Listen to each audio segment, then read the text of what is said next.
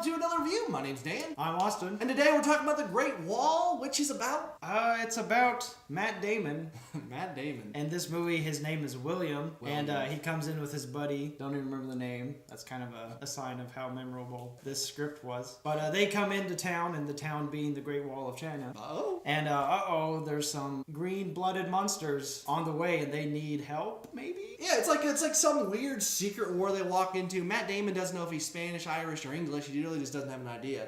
He's Matt Damon. He's Matt Damon. That's all you need to know. Yep. I tell you, this one here, Austin, to say skeptical was my energy going this is an understatement. Yeah, I came in with lowered expectations so I could enjoy the movie more, but even that didn't make up for everything. I have to say, when I started this, my thing, within a couple minutes, once it started, it's a beautiful movie. Yeah, it's shot down. well. Yeah. Gorgeous movie. The way they work everything in, the choreography, really, it's entertaining to watch in that sense. Mm-hmm. And I would say it is a great movie until they open their mouths.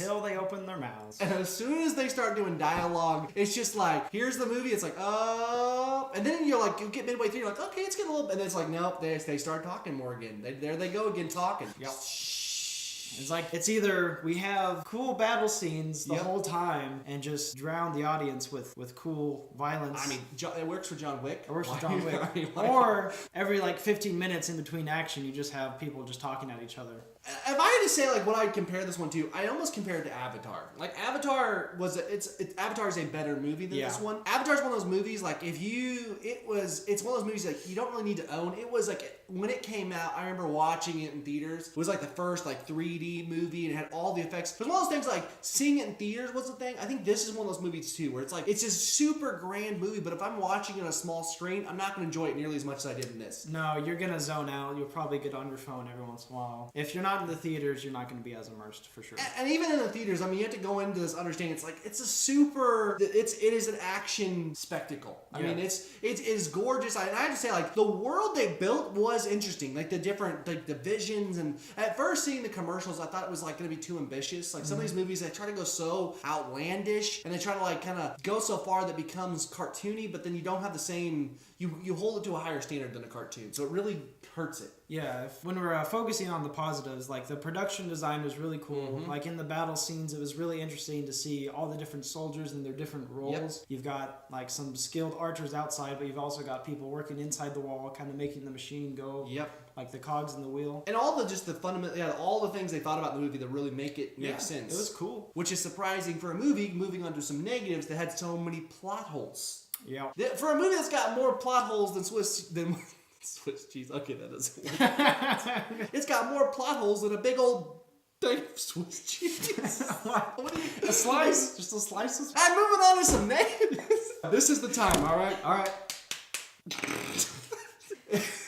Dude, come on, be professional. For a movie that had so much well thought out action and the pieces they built together, this world, the fact of the matter is it has more plot holes than a big old piece of Swiss cheese has holes. What?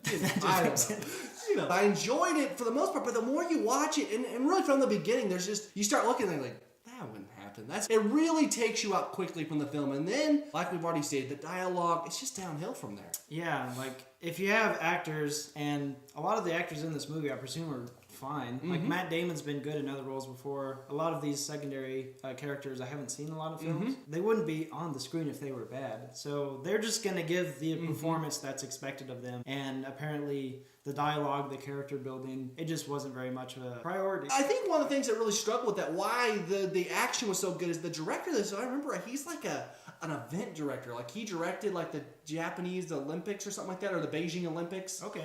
He directed that, and so the whole thing. So I think, I remember, that's probably why the action was so focused. Maybe he's just not a good character director, and so these people are kind of trying to go off it, not knowing what his vision is. I don't know, but it was definitely lacking. So the parental guide on this one, though, too, wasn't that bad. The parental guide, there was no sexual content, there was no nudity. The violence was, while there was a few times where tense, wasn't horrible. There's not blood and gore. Yeah, there's a few kind of for some children or some people, it may have been frightening. There was a lot of monsters jumping at you, but pretty decent parental guide. Yeah.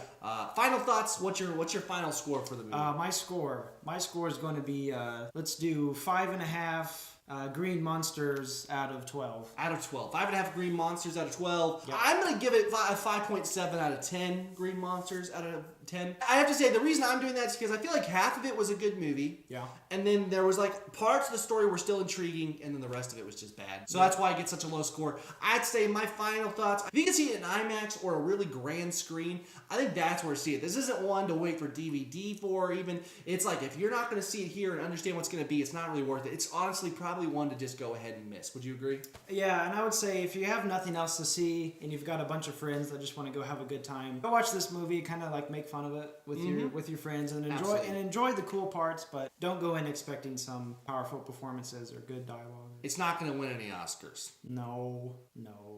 So, guys, thank you so much for checking this out. Let us know what you're going to watch this week, because there's a couple movies coming out. We got, like, Fist Fight, which looks so dumb, but I think we're going to review it for you guys, because we love you. And then we've got, I think that's pretty well it this week. Next week, you've got that Cure for Wellness. Cure for Wellness. That just looks weird. It looks weird. Looks really, really weird. People like weird. So let us know in the comments down below, guys, what you're seeing this week and what you think about The Great Wall. If you have seen it, we want to hear about it. Hit a thumbs up for us if you like this video and you want to see more content like it. This week was slow for the Plus show. I had some technical difficulties and some business, and just, it was a crazy week for me. But don't worry, we're coming back. We'll be here. Don't worry. So as always, guys, we appreciate it. Hit that subscribe button if you want to see more. And my name's Dan. I'm Austin. God bless, and we'll see you next time.